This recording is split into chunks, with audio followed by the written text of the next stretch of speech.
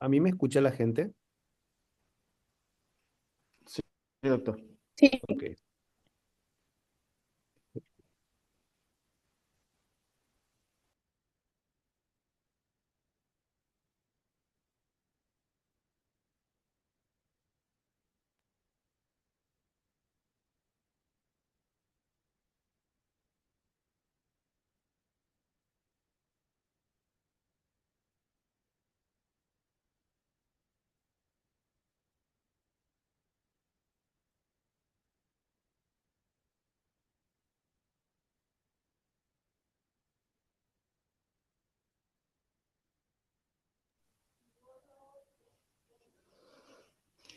Hola, ¿qué tal, doctor? Buenas tardes.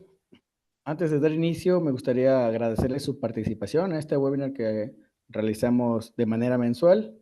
En esta ocasión estamos arrancando el año, estamos arrancando fuerte con el doctor Rodrigo Sosa, presidente de CLASA, con el tema extubación en la vía aérea difícil. ¿Qué sabemos? Y bueno, doctor, todo suyo de la pantalla.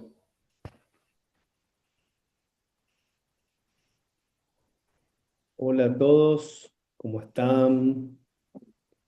Les saluda el doctor Rodrigo Sosa Argaña. Soy el actual presidente de la clase.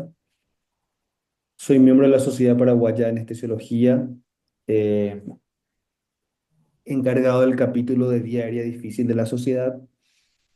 Estoy desde los inicios del grupo EVALA, que es el grupo de manejo de vía aérea y entrenamiento de Latinoamérica. Y bueno, trabajando en clase desde el año 2011 intensamente y hoy al frente de la misma, digamos, parado en el último escalón de trabajo para toda nuestra región. Hoy tengo el gusto, el honor, la satisfacción de ser invitado por el grupo de amigos de Unfocus para compartir con ustedes este webinar en el que vamos a hablar un poquito de un tema em, que normalmente es muy banal, es de todos los días y es una de las situaciones que yo creo que menos importancia le damos por muchos motivos. El 21 al 24 de mayo estamos organizando, como todos ustedes saben, desde CLASA, el Congreso Latinoamericano de Anestesiología que va a ser en Cancún. Nuestro congreso está condenado a ser, creo yo, de los mejores congresos del 2025. Tenemos un programa científico terrible, incluido con la inscripción, obviamente. A los mexicanos le estamos otorgando eh, un puntaje muy alto en certificación, que ya estamos terminando los trámites con el Consejo. Y al resto de Latinoamérica y a todas las personas que quieran asistir, vamos a bonificar muchas cosas, talleres, workshops. Y el Congreso va a estar muy bueno. La verdad que de lo mejor que hemos hecho hasta ahora.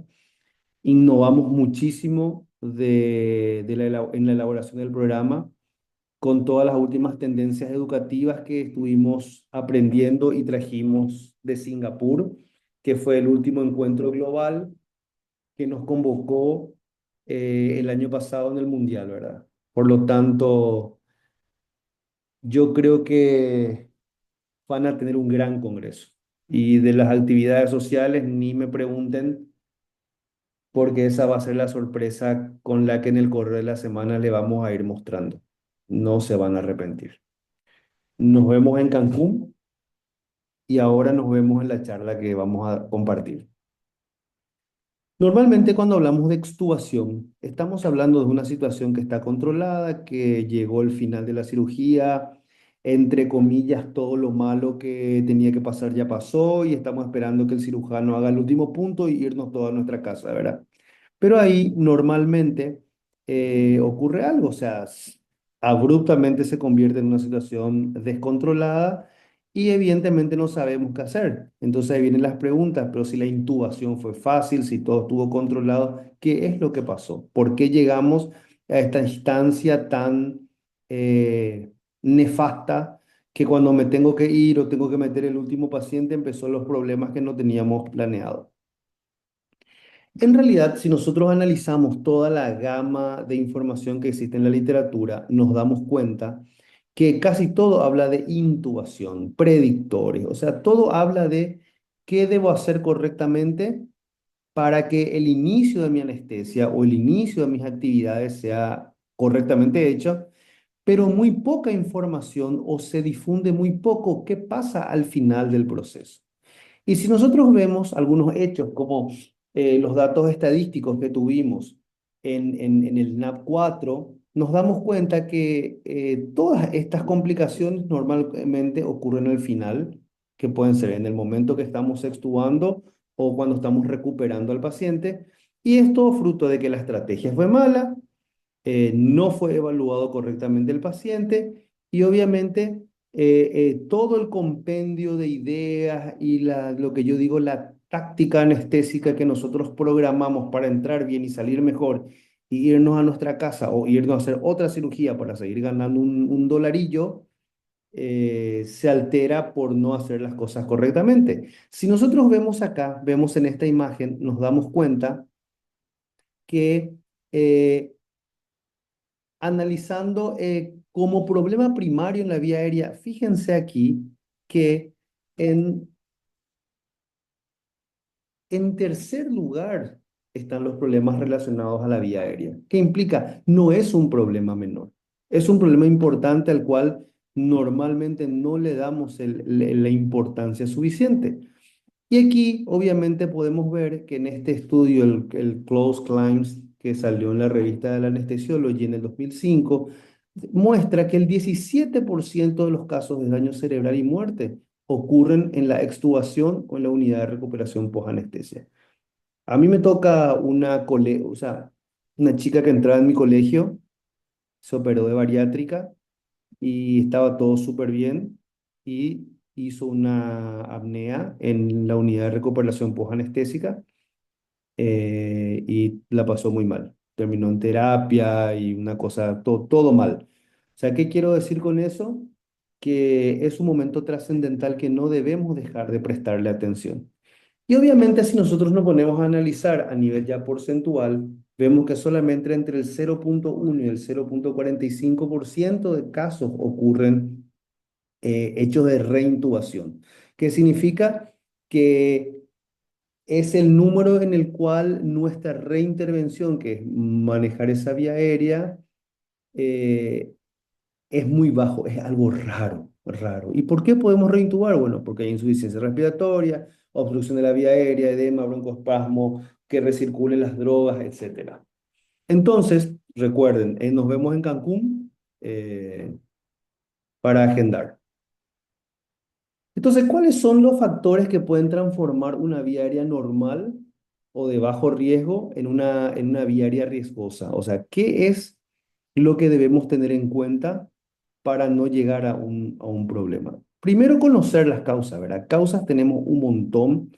Obviamente que en anestesiología ustedes saben que los elementos que nos pueden traer problemas son muchísimos, pero yo destaco dos principalmente. Primero, eh, tener edema por algún tipo de daño o una obstrucción de la vía aérea. Y obviamente el otro motivo que no debe pasar desapercibido es la hiperinsuflación del CAF.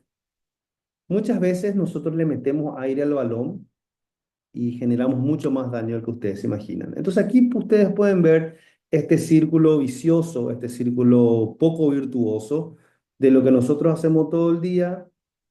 Tenemos los extremos, que es la laringoscopía, el pan nuestro de cada día, el meter aire en el balón, algunas maniobras como el burp y el CELI que pueden empeorar este daño y esto genera problemas en los pacientes. ¿Qué problemas? Bueno, cuando hablamos de la laringoscopía, siempre recuerden que las dos áreas que normalmente lesionamos pueden ser los aritenoides o el receso glosoepiglótico, ¿verdad? Ustedes pueden ver aquí que al meter el laringoscopio en la zona de la valécula o el receso glosoepiglótico se genera daño o directamente a nivel de los cartílagos aritenoides. Y eso simplemente con una prueba ustedes van a poder entender de lo que hablo. Entren mañana a primera hora a quirófano y al paciente más fácil, al que no tiene nada, Háganle una laringoscopía y van a ver que muchas veces, a pesar de haber hecho todo bien, todo perfecto, con el máximo de los cuidados, igual hay sangre en la boca del paciente. Cuando meten el aspirador, van a ver que igual hay sangre. O sea, ¿qué quiere decir? Es una zona muy débil, muy lábil, muy potencialmente dañable. Y obviamente el otro elemento del que yo les hablé es el tema del balón, del CAF. Fíjense que el balón no es que tiene que estar inflado a muerte dentro de la tráquea, sino tiene sus medidas y sus presiones. Fíjense que el riego capilar ocurre con 0,3 miligramos por minuto de sangre. O sea, ¿qué significa? Que hiperinsuflando o yendo a presiones mayores de 25 o 30 centímetros de agua, o 18 o 22 milímetros de mercurio, ya hay algún tipo de daño. ¿Y qué daño? Pueden ver esto. Si vamos a 30 milímetros de mercurio, la mucosa ya está pálida. Con 37 está blanca. Con 45 milímetros de mercurio ya no hay flujo. Y mayor de eso ya se produce un daño importante. Entonces, fíjense cómo el CAF o el balón no es un problema menor. Acá tienen, por ejemplo, una lesión que se produjo por una hiperinsuflación de un balón y terminó con infiltrado, neumotórax, con un distrés respiratorio. O sea, toda esta gama de problemas puede originarse por un simple baloncito o por una hiperinsuflación que nos puede traer terribles problemas en el postoperatorio.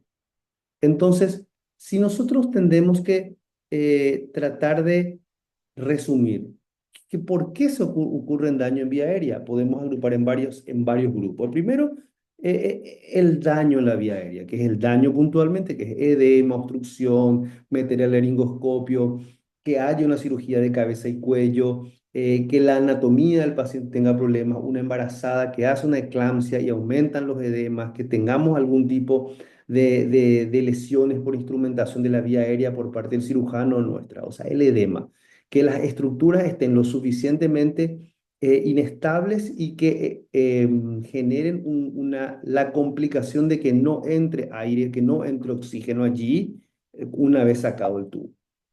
La otra complicación que podemos, bueno, ¿y por qué hay riesgo? Bueno, por los motivos que ya sabemos, por obesidad, por anatomía distorsionada, etcétera.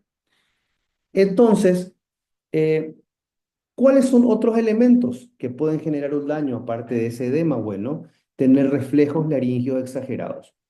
Así como podemos tener un área de menor tamaño porque se generó un daño, el otro motivo puede ser porque los reflejos están exagerados. Y ustedes saben que, digamos, la estrella de este tipo de daño la genera el famoso laringoespasmo que tenemos en los niños, ¿verdad? Y puede ocurrir por una tos, puede producir por algún tipo de obstrucción, un cuerpo extraño, un edema pulmonar, un paro cardíaco. O sea, hay motivos que generan este reflejo exagerado a nivel laringio.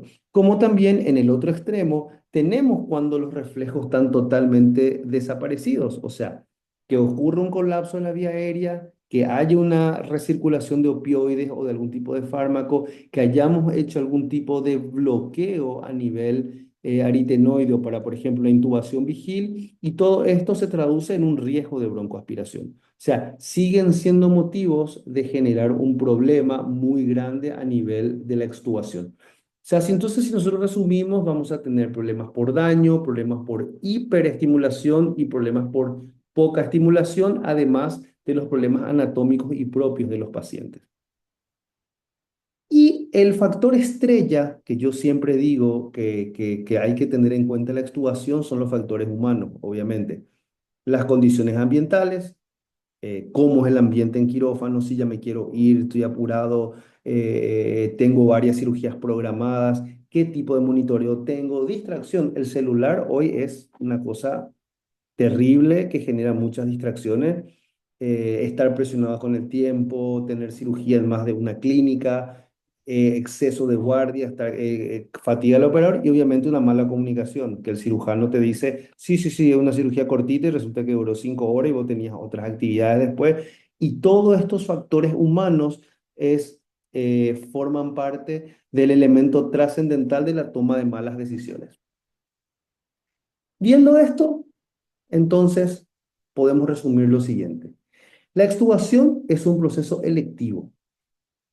De ahí la importancia de planearlo y ejecutarlo adecuadamente. ¿Qué es esto? Todo lo que ocurre para empezar una anestesia, todo lo que ocurre para empezar una anestesia, no es previsible. Yo puedo pensar que el paciente fácil fue difícil, puedo pensar que el laringoscopio andaba perfecto y cuando lo pongo en la boca del paciente no se prende la luz, el video del laringoscopio se quemó la pantalla, el buggy se mandó a esterilización y no tengo buggy, o sea, gran parte de los problemas al iniciar una anestesia, al iniciar el manejo de la vía aérea, muchos son impredecibles. En este extremo que tenemos, todo lo que ya nos pasó mal, ya nos pasó. O sea, empezamos mal la jornada, no la podemos terminar mal. O sea, un paciente que inicia con todos los astros alineados para que salga mal, yo no puedo pensar que voy a sacar el tubo y me voy. O sea, es un paciente que yo elijo darle cuidados extra en el post porque al inicio fue malo. Por eso la importancia de este tema. Es una situación que en la gran mayoría de las veces forman parte de las malas decisiones o malas evaluaciones de nosotros. Entonces, ¿qué hacemos? ¿Cuál es el plan? Primero planear, primero tomar, evaluar qué factores de riesgo tiene el paciente y cuáles son los factores generales que pueden, digamos, afectarnos en el proceso o en toda esta toma de decisiones. Entonces, pensar. ¿Dónde nace este problema? Nace acá. Entonces, preguntarnos, ¿hay factores de riesgo en la vía aérea? ¿Hubo algún cambio en la vía aérea? El cirujano metió mano, ahora hay edema. Antes yo hacía una laringoscopía y se veía, ahora hice una laringoscopía de control, no veo nada. ¿Cómo fue el comienzo? ¿Fue traumático, complicado, me costó? ¿Le intubamos entre 4 médicos del staff? ¿Qué pasó? Y obviamente, ¿cómo está el paciente? ¿Cuáles son los riesgos generales? Todas estas preguntas nos llevan al primer elemento, posicionar al paciente como fácil o difícil y de ahí avanzar. Entonces, una vez que nosotros analizamos qué dificultades previas, o sea, si un paciente obeso, si tiene apnea de sueño, si tiene riesgo de aspiración, qué deterioro perioperatorio existe en la vía aérea, o sea, cómo está su anatomía, si sangró, si hay edema, si fue traumático y obviamente, y lo más importante, a pesar de todo lo que yo ya evalué, qué posibilidades tengo para solucionar el problema en el postoperatorio. Por ejemplo, tener una vía aérea compartida. O sea, si yo veo que las cosas no andan bien y encima se está haciendo una cirugía de cabeza y cuello, mi acceso al campo es limitado. Entonces, todo esto implica que este conglomerado de análisis de situaciones deben ser hechas eh, consciente y bien hechas para que las cosas funcionen. Una vez habiendo planeado todo esto, hay que preparar al paciente. Y preparar al paciente implica dividirlo en dos grupos, o un paciente de bajo riesgo o un paciente de alto riesgo. El paciente de bajo riesgo es lo que hacemos todos los días, es lo que es la mayoría, es nuestra práctica diaria, que significa venir, hacer lo que tenemos que hacer, sacamos el tubo y nos vamos a nuestra casa o arrancamos la siguiente cirugía. Entonces, en ese contexto, lo importante siempre es estratificar al paciente que vimos, ver nuestro plan de extubación y sobre todo siempre tener un plan B a la extubación, o sea, una forma de rescate. ¿Cuáles son las recomendaciones? Primero, rescatar, saber que tenemos una bolsa mascarilla o una máscara laringea, algo que nos permita oxigenar al paciente en caso de que ocurra algo. Segundo, una de las cosas que podemos hacer es la prueba de fuga del globo, o sea, inflar levemente el globo como para poder ver si fluye o no fluye oxígeno en las paredes o si liberando totalmente al no perder aire significa que hay un grado de edema. Evaluar la vía aérea inferior, si hay trasma, infección, secretores, crepitantes, sibilancias, ver cómo está la vía aérea inferior y sobre todo descompresión gástrica. Un tubito en el estómago sacando aire y algo que pudo haber quedado dado vueltas. Yo creo que no está mal. Y todo esto, obviamente, siguiendo una secuencia lógica, una secuencia de trabajo que nos permita llegar a buen puerto. Entonces, cuando nosotros evaluamos a ese paciente de bajo riesgo, a ese paciente fácil, no debiéramos tener problemas. Ahora bien, existen pacientes de alto riesgo y los pacientes de alto riesgo son aquellos que pueden tener dificultades para oxigenar, tienen una alta chance que sean difíciles de reintubar o volver a manejar, entonces deben tener un cuidado especial. Y cuando tenemos ese cuidado especial, evidentemente ya pasamos al siguiente nivel, que es realizar la extubación. Ya hemos catalogado a nuestros pacientes. Ahora vamos directamente al procedimiento de extubar al paciente. Y como les dije hace rato, la extubación puede ser el paciente que hacemos todos los días, o sea, el paciente de bajo riesgo, en el cual la tendencia es extubarlo cuando esté relativamente despierto, responda a órdenes, pueda tragar, pueda abrir la boca, sacar la lengua, etcétera, lo que muchas veces nos enseñaron o hacemos siempre. Y en ese contexto, sacar el tubo. O otra técnica es la famosa extubación con el paciente dormido, o sea, con la extubación profunda. Personalmente a mí no me gusta y podría requerir algún tipo de conocimiento más avanzado para llegar a un proceso exitoso, ¿verdad? Y algunas recomendaciones. Sí, elementos que podríamos utilizar para disminuir ese estímulo, para una extubación profunda, pueden ser el uso de opioides. Personalmente yo hago mucha anestesia endovenosa pura, uso muchísimo remifentanil en la extubación, lidocaína en el tubo endotraqueal es otra opción, o el uso de dexmedetomidina podrían ser elementos para disminuir los reflejos. Yo personalmente hago muchísima cirugía de otorrino, muchísima cirugía de nariz. Por lo tanto, trato de que los pacientes se despierten con cero valsalva, con cero fuerza para que no haya un sangrado en el postoperatorio, evidentemente.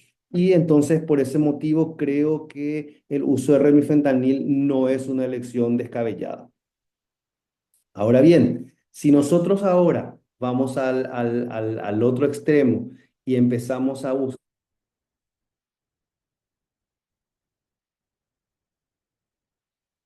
y empezamos a ver que tenemos pacientes más difíciles, eh, podríamos ver otras tres maniobras que podríamos utilizar en el paciente más difícil, como por ejemplo, como les dije, el uso de remifentanil es uno que podemos usar en cualquiera, y aquí empiezan a cobrar mucho valor elementos ya que vamos agregando a las extubaciones difíciles como el uso de intercambiadores.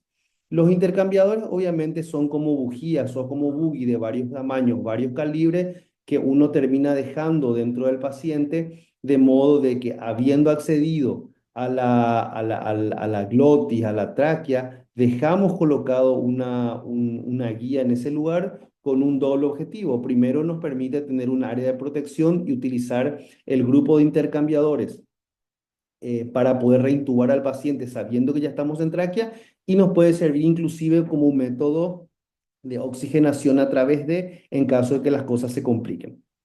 Y otro elemento que también se puede utilizar es el uso de dejar una máscara laringea y después utilizar la máscara laringea como un elemento de puente, como un intercambiador con el cual al poner la máscara se podría usar para oxigenar, usar para intubar a través y como un elemento de rescate ante una situación extrema. Sería otra opción que se puede proponer en toda la variedad de máscaras y cosas que ustedes ya saben que existen. Eh, Finalmente, nunca olvidemos que en los pacientes difíciles que nosotros podemos ver que puede requerir una intubación prolongada y decidimos no extubar, una traqueostomía no vendría mal. Podría ser una situación en la cual nosotros tomamos la decisión al término de la cirugía, hacer una traqueostomía y dejarle traqueostomizado al paciente con el objeto, por ejemplo, evitar edema subglótico. Y finalmente, eh, si nosotros decidimos no extubar al paciente y lo mandamos con una traqueostomía o con un tubo endotraqueal a la unidad de recuperación posanestésica o peor, a la terapia, lo que aquí, como paso 4 debemos ver es evaluar los signos de alarma. ¿Cuáles son? Primero los signos de alarma precoces, como estridor, obstrucción, agitación, o sea, todos aquellos que nos indiquen que puede haber un problema. Luego, problemas derivados de la cirugía, como un hematoma, sangrado, edema, que puede indicarnos que ese paciente no está en condiciones de ir de alta, y obviamente los signos tardíos, que puede ser una mediastinitis o signos que el paciente ve en su casa días después, como dolor de garganta, dolor cervical, disfagia, fiebre, o como le mostré, crepitantes ya por alguna lesión que se produjo y que migró al tracto respiratorio. Acá en Paraguay tuvimos un caso hace un mes y medio, de una chica que se hizo un procedimiento odontológico, entre comillas. En realidad le hicieron una lipoaspiración de lipopapada, se la hizo el odontólogo y acudió de urgencia con depresión respiratoria y la parte, digamos, por abajo del maxilar muy hinchado. Y bueno, probablemente hubo una lesión, hubo un daño en el postoperatorio, hubo un hematoma muy grande, no se pudo controlar la vía aérea y la paciente obitó. O sea, fue una paciente que se dio de alta y no estuvo hecho correctamente. Entonces, una vez que el paciente está bajo nuestra monitorización, bueno, ver la oxigenación, ver cómo está el ayuno, si es paciente con SAOS, ver si no ponemos el CPAP, etcétera, ver de tratar de que todas las situaciones que podamos cubrir, controlar y resolver estén todas bajo nuestra visión y nuestro control. Y evidentemente, una vez que para nosotros el paciente ya tiene condiciones de seguridad, ahí se define el alta total de aquel paciente que fue extubado bajo una condición que nos genera cierta duda. Entonces acá pueden ver algunos ejemplos de tipo de cirugía en la cual se dejan intercambiadores, como para poder entender que estos intercambiadores, que pueden estar administrando oxígeno permanentemente, además de eso, puede servir también para utilizar como guía para reintubar en caso de una situación extrema. Entonces, finalmente, para terminar, a modo de resumen, cualquier extubación debe estar basada en una sabiduría. ¿Y qué nos dice la sabiduría de la extubación? Primero, nunca saquen nada de los pacientes de algo que no pueden volver a poner en su lugar. Si costó poner, pónganle todas las ganas, toda la pasión de que eso, bajo mucha control y seguridad personal, avancemos a retirar el tubo. Segundo, si hay unas dudas, no hacer nada raro, esperar que el paciente esté completamente despierto y ahí extubar. Pero recuerden que una persona que está peleando, que está repartiendo patadas, con el tubo puesto, no necesariamente es seguro de extubar. O sea, que un paciente esté agresivo o excitado no es sinónimo de estar despierto, y en condiciones de sacar el tubo. No son cosas similares. Y a pesar de todo esto, a pesar de haber hecho las cosas bien y haber extubado despierto al paciente, siempre debe ir a un lugar donde pueda ser observado y tener en cuenta los signos de alarma que yo les comenté. Sobre todo aquí, y lo más importante, tener siempre un plan B de rescate en caso de que nada funcione o todo se complique, saber cómo resolver el problema. Y a pesar de que las guías hablan mucho que usar o dejar un intercambiador, es la mejor manera, bueno, no siempre y no es uniformemente exitosa. La tasa de éxito, con el uso de los tubos de intercambiadores o una broncoscopia simultánea, no es muy bajo, no es muy alto y debe ser tenido en cuenta. Entonces, por lo tanto, si ustedes se preguntaran o me preguntaran a mí, ¿cuál es el principal factor de riesgo? ¿Por qué ocurren estos problemas? Bueno, el principal factor de riesgo son ustedes.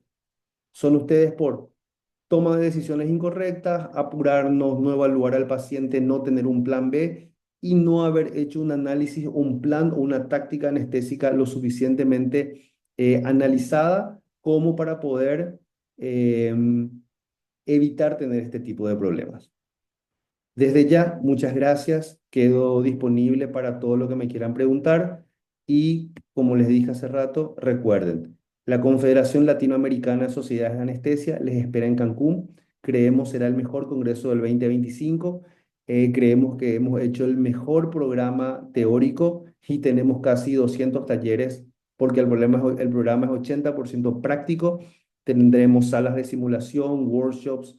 Está increíble, realmente diferente a todo lo que ustedes conocen. No se van a aburrir, van a aprender muchísimo y de las actividades sociales todavía no quiero contar nada. Quedo abierto a preguntas, respuestas y a charlar de lo que ustedes quieran. Un abrazo desde Paraguay y nos vemos en Cancún. Doctor, muchas gracias por el tema, demasiado interesante, la verdad. Y yo creo que si hay una que otra pregunta, déjeme le digo la primera. Menciona el doctor Edgar Lineker Santos. ¿Qué piensa del uso de la lidocaína previo a la extubación? Sí, gracias por el tiempo, ¿verdad?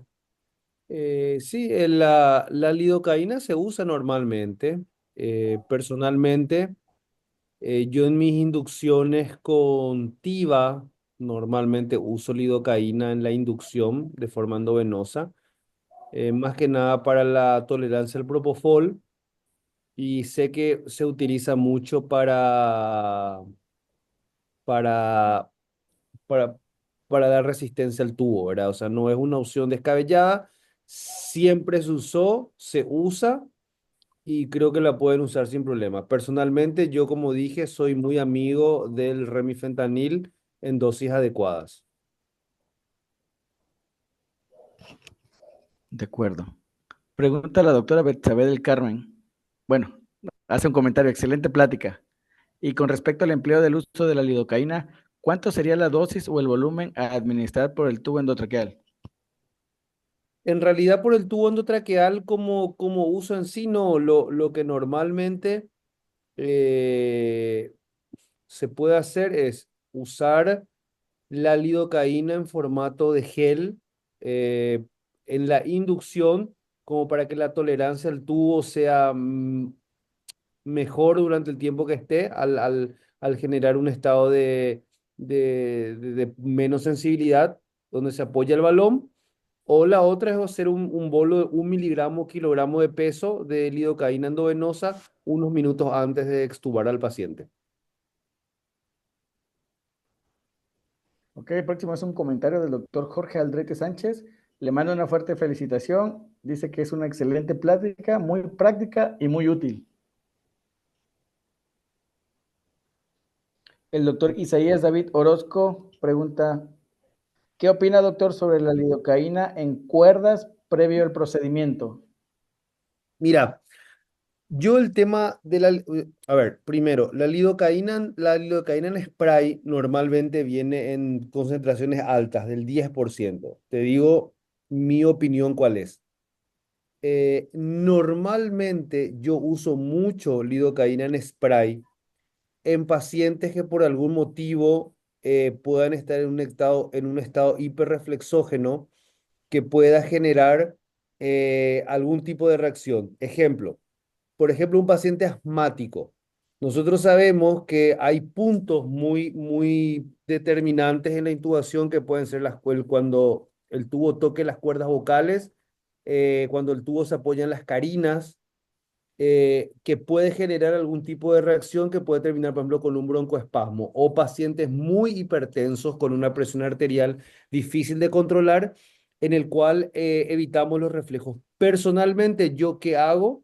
Cuando yo tengo pacientes que creo que voy a tener un estado de hiperreflexia, hago una inducción endovenosa como a cualquier otro paciente con la técnica que ustedes quieran.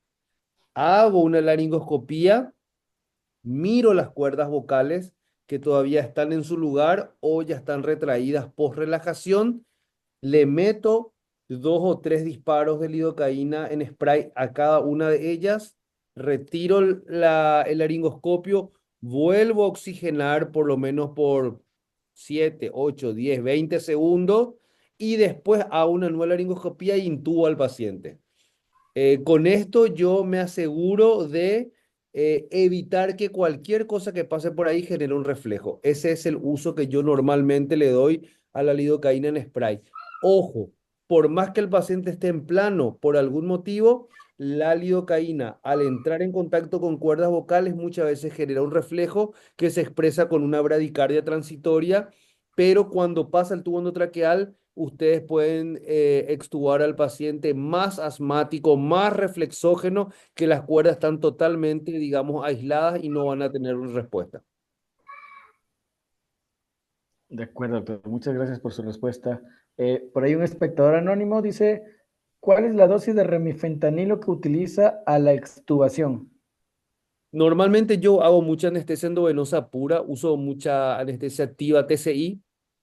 Normalmente yo uso dosis altas de remifentanil para mi anestesia de 8, 9 nanogramos por mililitro y uso anestesia, o sea, mi hipnosis hago con propofol entre 1,5 a 2,2 microgramos por mililitro.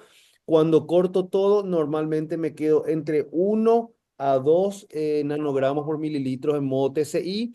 Y si tuviéramos que pasar a un modo, digamos, de TIVA manual, quizás con un 0,08 a 0,1 miligramos kilogramo peso hora, podría yo encontrar el punto parecido a lo que normalmente hago. Normalmente hago mucho TCI y con una dosis baja, cuando el cirujano empieza a hacer los últimos puntos, corto la hipnosis y ya le dejo una dosis baja de remifentanil, que me permite aspirar, sacar compresas, lo que haya que hacer. De acuerdo, doctor. Muchas gracias. Bueno, dice la doctora Alejandra Mondragón. Buenas noches, excelente charla. Quería preguntar qué opinas sobre el uso de atropina para la extubación. La atropina para la extubación no uso, no le encuentro sentido. Si el objetivo de la pregunta es disminuir secreciones, no le encontraría un uso. Si tengo secreciones, tengo que pensar dos cosas. Uno, usar un aspirador, un pico de Yankauer y sacar las secreciones. Y ustedes recuerden que el sistema neuroendocrino del paciente está aislado con una buena anestesia, y si nosotros al terminar la cirugía tenemos pacientes con una mucha cantidad de secreción en boca, probablemente es un paciente que lo mantuvimos en un plano malo durante toda la cirugía. Personalmente no uso atropina en el caso que la pregunta sea dirigida como anticialólogo. Supongo que es por eso no uso, trato de que hacer una buena anestesia en un buen plano para que esto no ocurra. De acuerdo. Pregunta el doctor Byron Tobar. Bueno, creo que esta ya le había respondido una antes. ¿Cuál sería la dosis del remifentanilo para la extubación? Ya contesté. Sí, ¿verdad? Dice el doctor Osnaider Andrés. Excelente charla. ¿Podría, por favor, compartir la literatura respecto a la presión del neumotaponador y sus consecuencias? Voy a buscar y se las voy a pasar a la gente de OnFocus, y ellos en el mailing que tienen de los participantes probablemente se los puede hacer llegar. Así es, doctor. Nosotros nos encargamos de hacerle llegar la información. Muchas gracias. Dice el doctor Luis G. Pérez, ¿en qué momento es ideal para quitar el intercambiador después de quitar la cánula endotraqueal? A ver, cosas diferentes. El intercambiador normalmente, si nuestra intención es proteger una vía aérea, debe quedar en el paciente. Y el momento de retirar normalmente es cuando nosotros consideramos que el paciente ya no va a necesitar de una intervención de la vía aérea en un término secundario, o no hay una situación de riesgo y ya no va a ser útil en el paciente. O sea, el intercambiador queda en el paciente posterior al procedimiento, normalmente, porque durante la cirugía el paciente está intubado. Entonces nosotros tenemos dos cosas diferentes que definir. Si extubo o no extubo al paciente es un escenario. Si yo decido extubar, bueno, extubo con todos los cuidados que vimos. Si decido no extubar al paciente como les mostré, debo tomar una decisión. ¿Qué hago con ese paciente no extubable? Le pongo una cánula de traqueostomía, le mando intubado a la unidad de cuidados intensivos, o le mando extubado a la unidad de cuidados intensivos con un intercambiador que me permita rescatar esa vía aérea en caso de necesidad o administrar oxígeno en caso de necesidad también. De acuerdo, doctor, muchas gracias. Dice el doctor Mario Pacheco, ¿qué opina del test de fuga valorado por ultrasonografía previo a la extubación y qué tan confiable es? Felicidades, excelente plática. Personalmente yo no tengo experiencia con el uso de ultrasonografía para estos casos.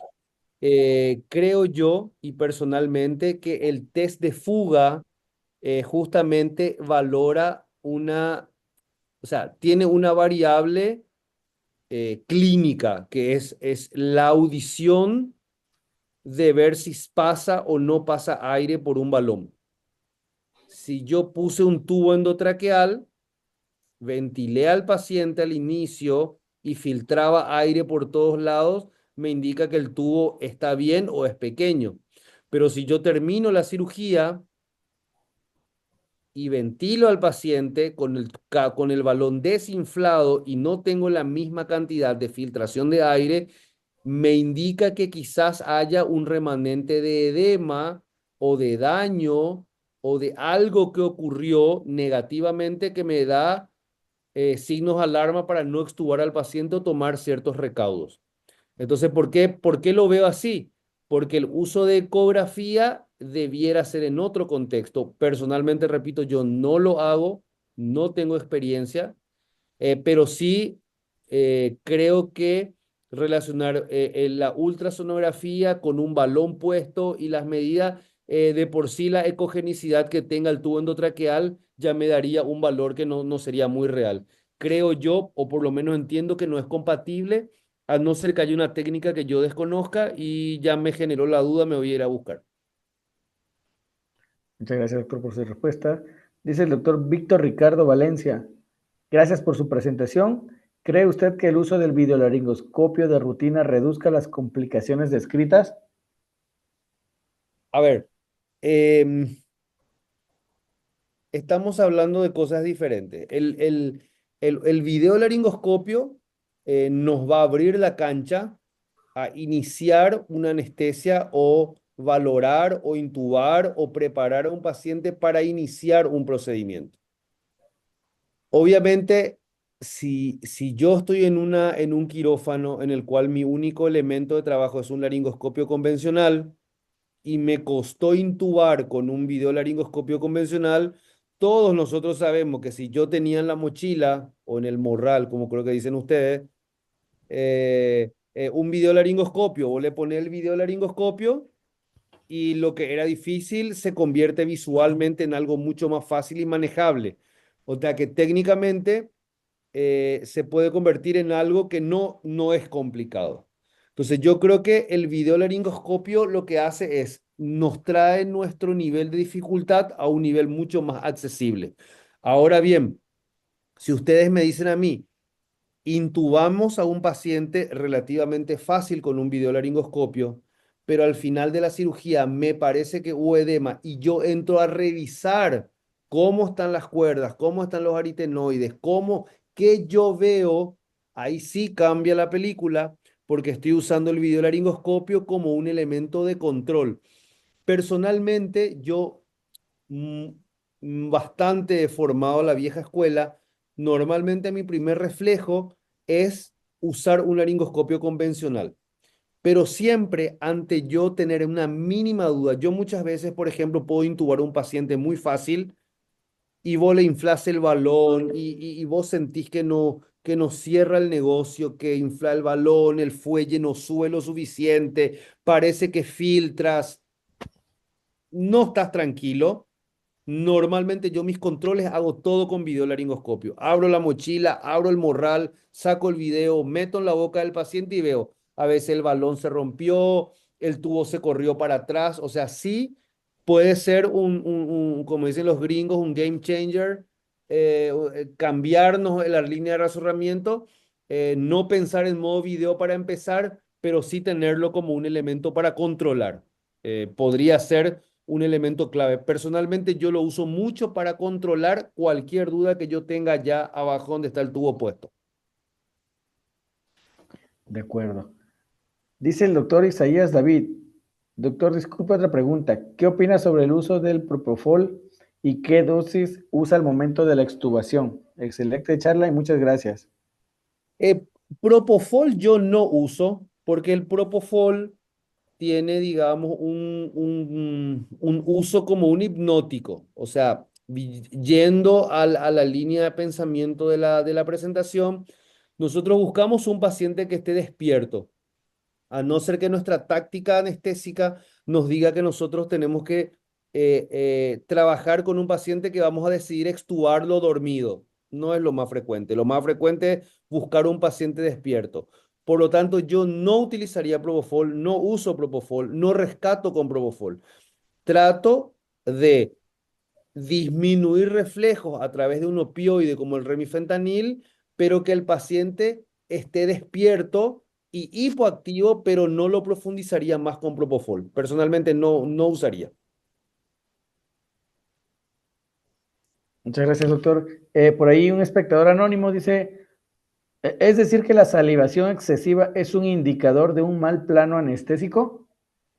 A ver, ustedes saben que si nosotros razonamos la anestesia de 1950, 1930, te decían dormí al paciente, dormilo, dormilo. O sea, era una anestesia, era un paciente que estaba dormido.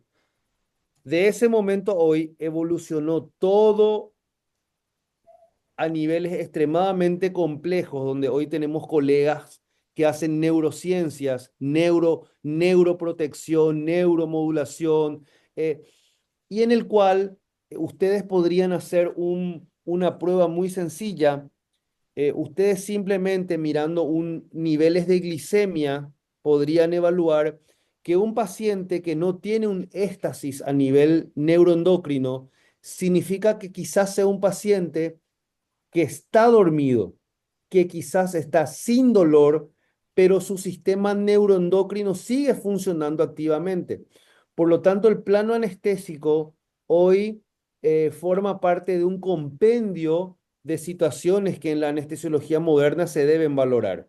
Eh, Cómo está la liberación neuroendocrina, cómo está la liberación, o sea, a nivel de los receptores de dolor, liberación de neurotransmisores, cómo está el estado de conciencia, hasta un punto en el cual la propia transmisión a nivel neural es importante, porque eh, mandar a dormir profundamente a las neuronas, ustedes saben que tampoco es sano. Por eso existe la neuroprotección y el neuromonitoreo, otro capítulo de nuestra especialidad.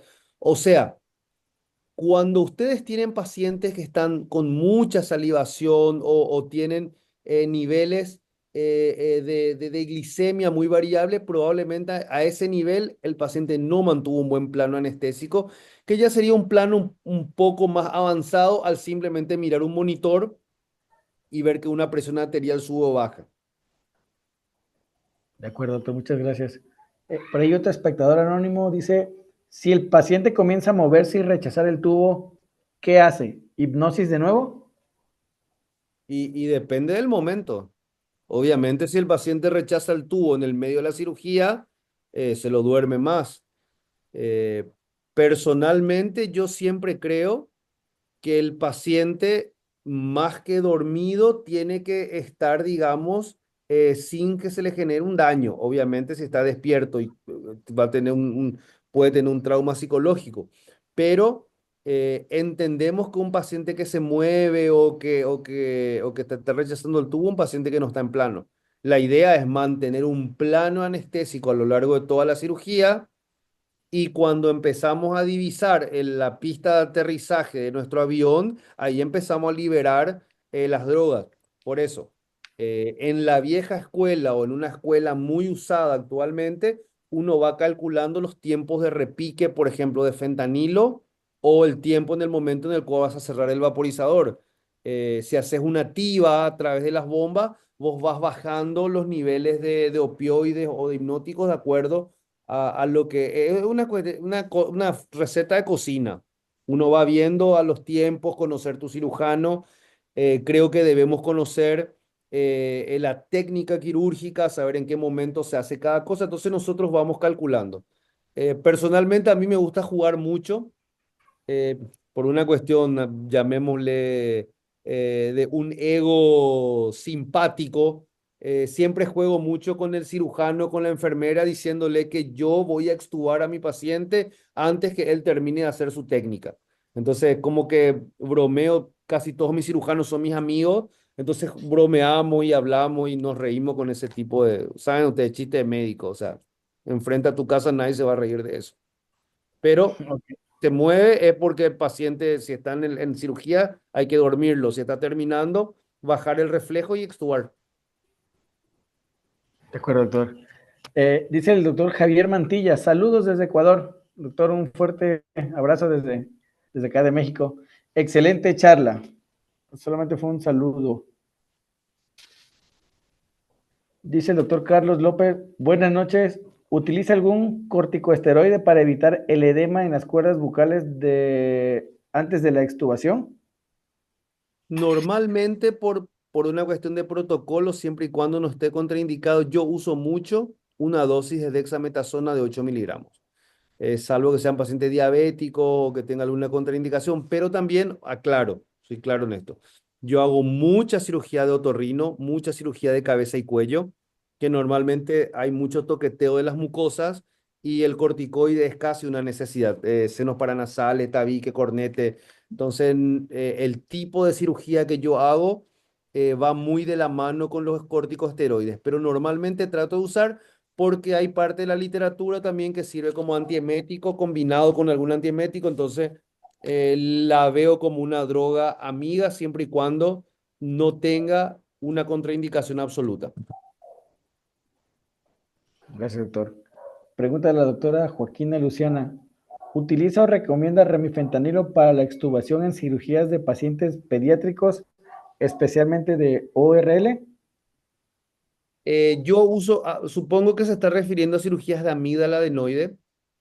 Yo todas mis cirugías de amígdala adenoide en chiquitos uso remifentanil y voy bajando la dosis. Sí uso remifentanil en la extubación, pero a dosis muy, muy bajas. Muy, muy bajas y obviamente tengo una dosis primaria de opioides como fentanil en la inducción y a lo largo de la cirugía no uso más nada que remifentanil y voy regulando el dosis en la dosis en la extubación y hasta que le llevo a la sala de recuperación posanestésica. Normalmente le resumo a la doctora con una frase muy clara. Los chiquitos que yo duermo para amígdala adenoide, en el momento de la extubación, muy pocos de ellos lloran. Normalmente me gusta que termina la cirugía y el chico se sienta en la cama con el tubo puesto y yo fuerzo a que él se lo extube. Y ahí corto todo, le miro, me quedo un rato bromeando, hablando, escribiendo, hasta que el chico está totalmente activo y normalmente me va bastante bien. Receta de cocina es en que cada uno le encuentre el punto y van a lucirse en sus quirófanos. De acuerdo, doctor. El doctor Carlos L. García le manda saludos desde Ecuador. Excelente charla y excelentes respuestas. Doctor Guillermo Navarro, un abrazo y felicitaciones al doctor Sosa. Del doctor Guillermo Navarro desde Argentina. Espectador Anónimo dice, buenas noches. En un paciente con vía aérea difícil intubado con videolaringoscopio, ¿recomendaría la extubación con remifentanilo? A ver, vamos a lo mismo.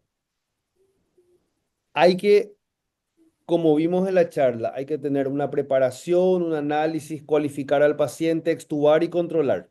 O sea, nosotros tenemos que seguir una secuencia lógica. Eh, la intubación difícil con un videolaringoscopio implica que mi plan B debe ser de cuidado. Ahora bien, si en mi forma personal, en mi experiencia, yo ya no soy R1, no soy R2, no soy, creo que ustedes le llaman un adjunto que tenga un año de recién, ya tengo una experiencia, ya conozco la farmacocinética, ya conozco la farmacodinámica de mis drogas, ya sé de qué modo estoy usando, si lo estoy haciendo por goteo, con una bomba de forma manual o de una forma en TCI.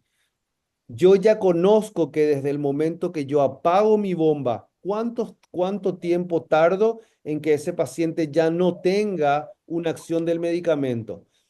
Habiendo hecho todo este análisis, ahí generamos la respuesta a la pregunta.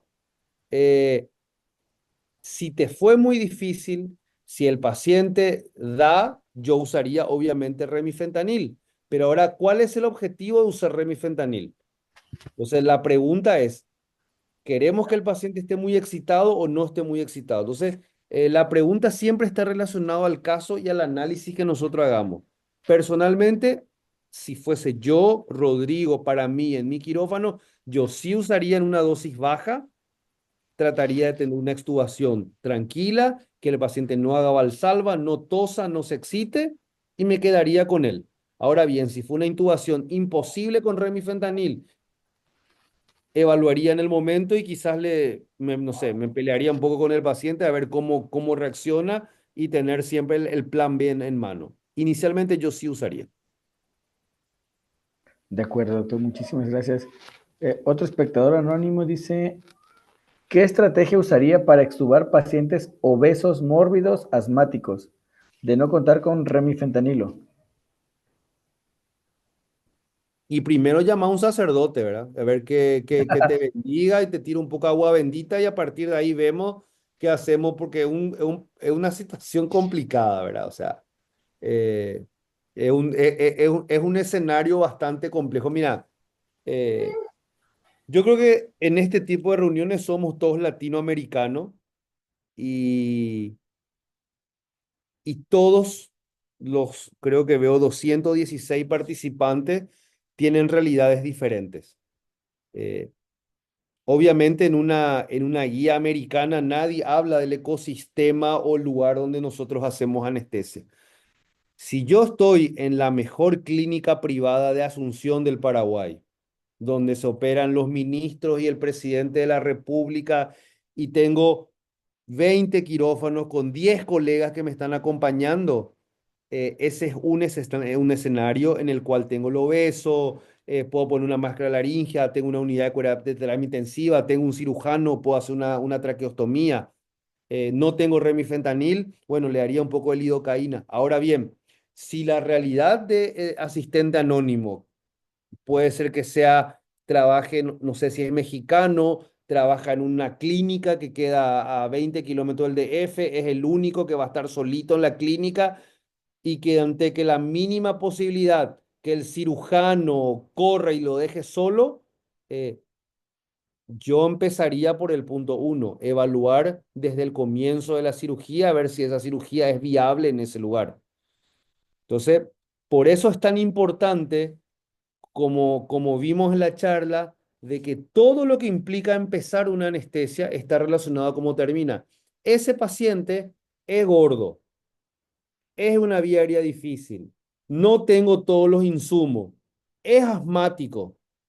Yo no sé si en una clínica de medio pelo haría esa anestesia. Personalmente, yo, Rodrigo, le diría al cirujano, vamos a una clínica que tenga más condiciones. Y no se lo digo por una cuestión idealista, normalmente lo hago. He operado chicos de amígdala adenoide extremadamente grande, casi grado 4 que se tocan amígdala con amígdala, y le he dicho al cirujano maestro, en ese lugar no quiero operar, vamos a irnos en tal clínica y si al paciente le va a salir más caro el honorario del sanatorio, vamos a repartirnos un poquito menos los honorarios, le ayudamos al paciente, pero no nos vamos a ir presos, no vamos a pagar abogados. O sea, analicen a sus pacientes y vean dónde van a operar. Y ahí les va a dar la respuesta si es viable o no extubarlo para no decir si es viable o no hacer la anestesia ahí. En ese caso, yo usaría un poquito de lidocaína endovenosa.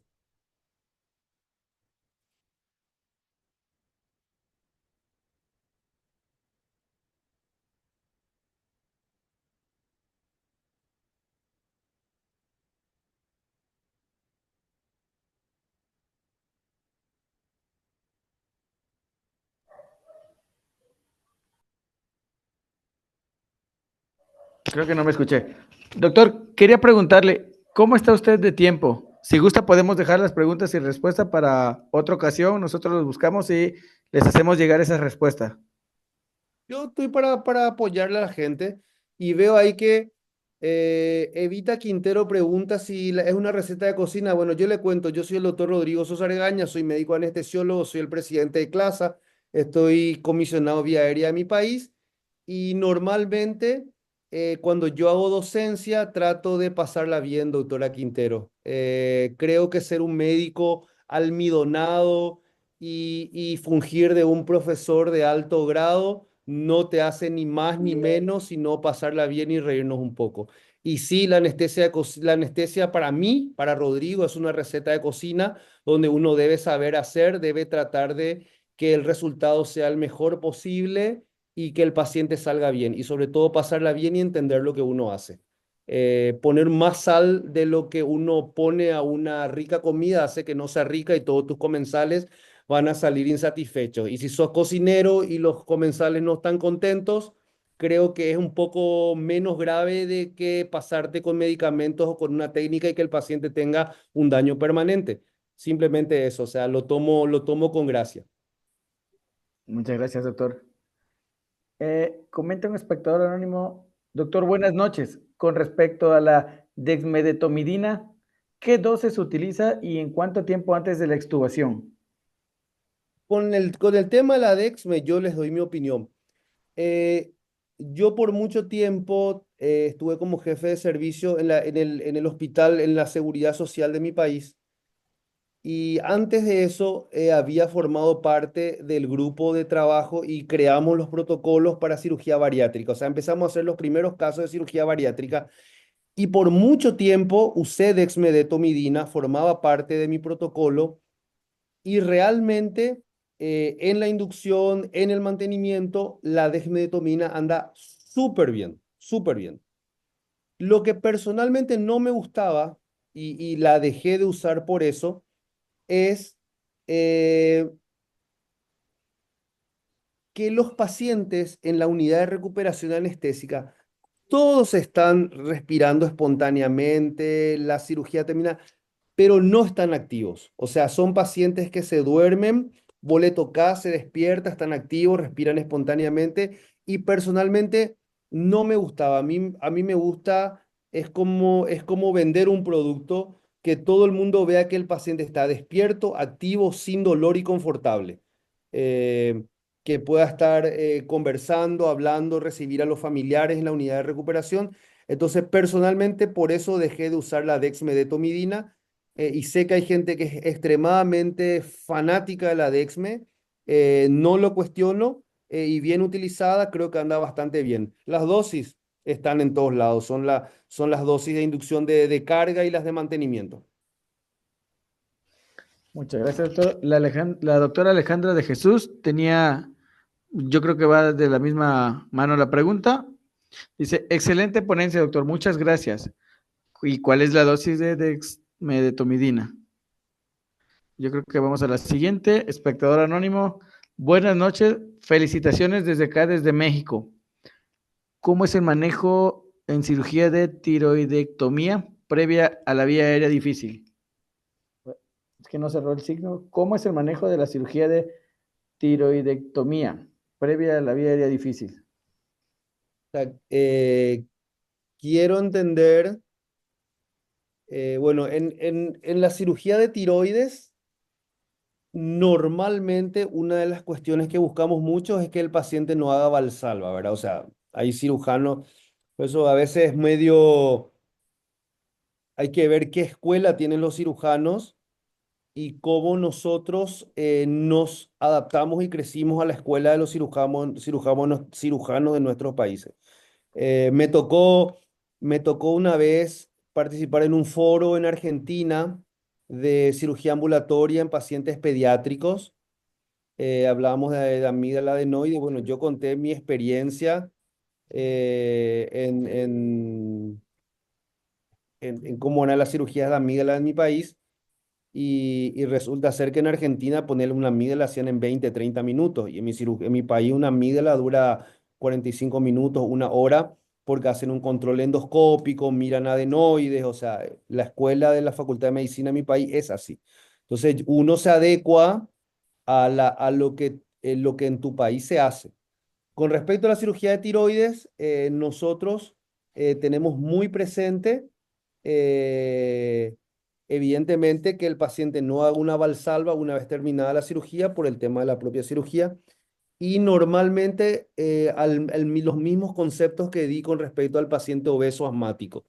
Es un paciente que fue probablemente difícil, costó, y en la cirugía al final tenemos que tratar de extubar sin que haga mucha fuerza. Normalmente yo uso remifentanil, uso en dosis baja, trato de que el paciente esté activo, abra los ojos, que digamos respondiendo, trato de buscar una ventilación espontánea, y cuando creo que eso está en condiciones, ahí extubo y después corto las dosis de Remi. Obviamente controlo y evalúo con qué controlé la vía aérea. Si tuve que usar un broncofibroscopio o una medida más avanzada, probablemente una de las cosas que siempre voy a tener a mano es una máscara laringe. De acuerdo, doctor, gracias. Comenta la doctora Lisbeth Tuya, siempre que usamos BNM, rocuronio, ¿es necesario revertir con atropina y neostigmina? Su Gamadex es escaso y le manda saludos desde Perú. A ver,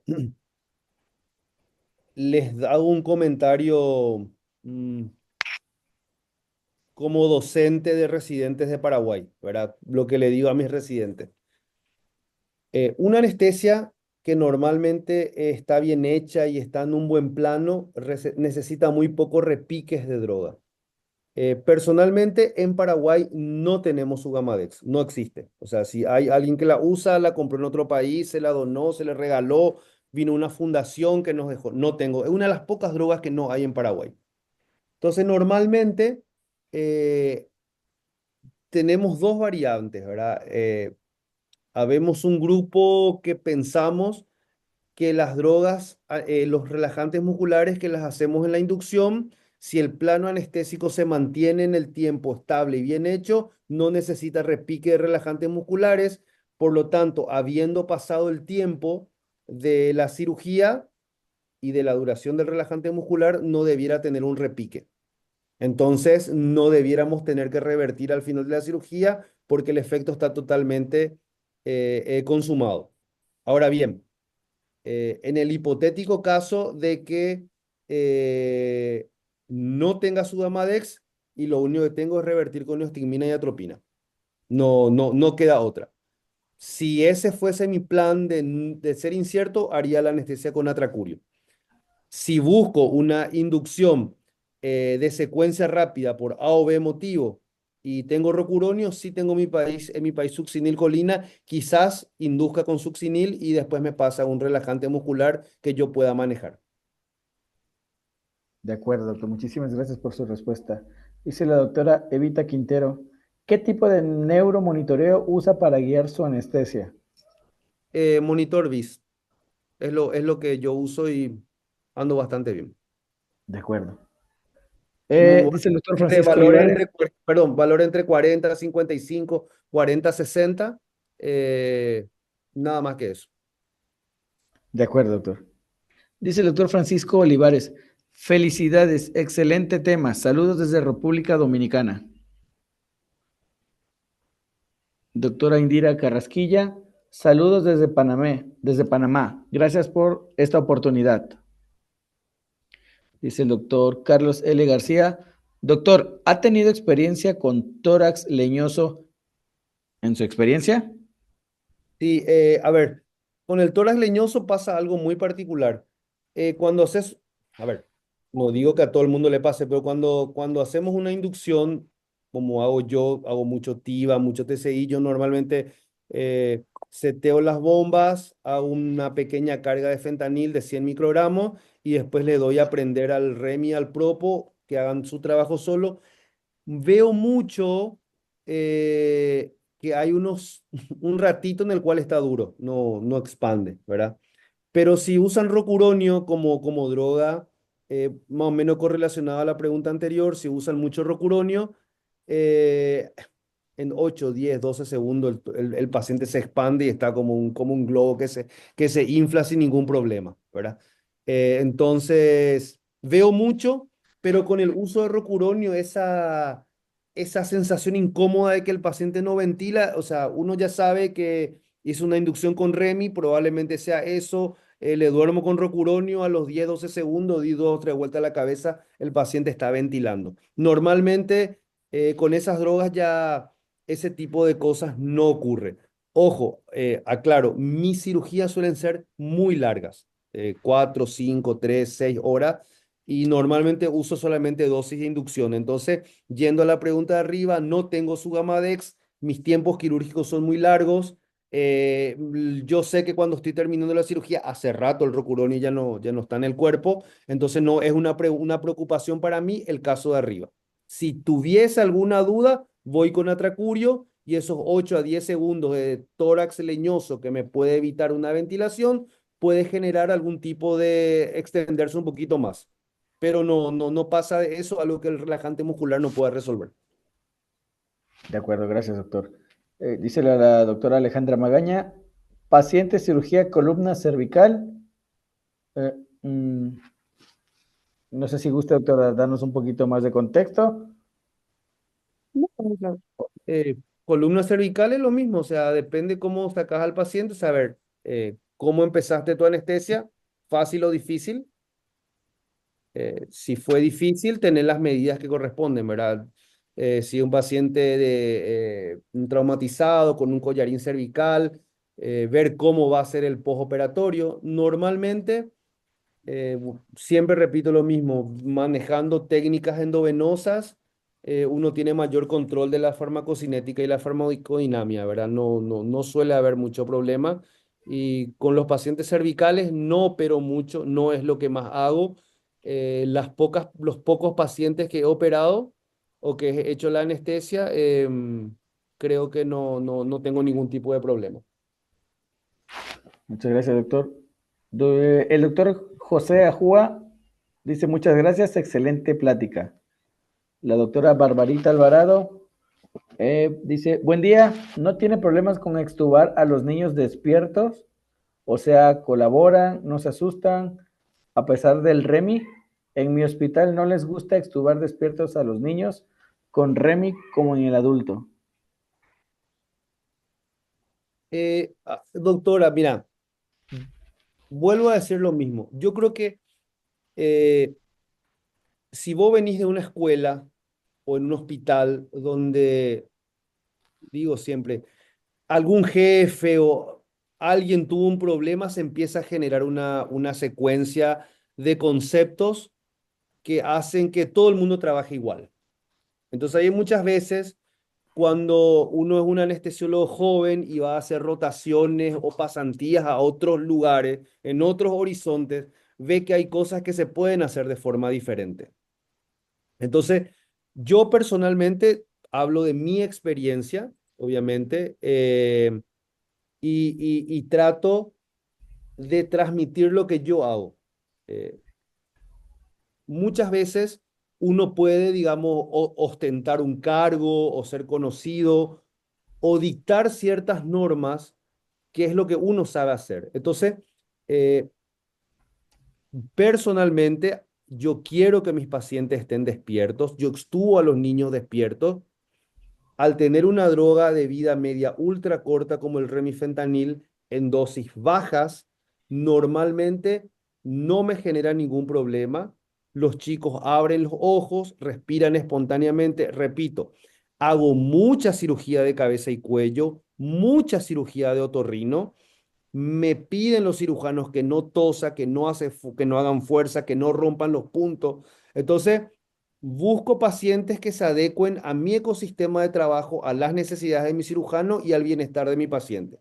No tengo problemas, doctora Barbarita, con eso y normalmente me va bastante bien. Y repito, es la experiencia de lo que cada uno hace y cómo le va agarrando el punto a lo que uno hace. Muchas gracias, doctor. Doctores, los vamos a contactar a través del link de participación. Muchas gracias por estar presentes. Doctor Rodrigo, muchísimas gracias. Le mando un fuerte abrazo. Hasta aquí la vamos a dejar por el día de hoy. Sin embargo, le damos seguimiento a la respuesta.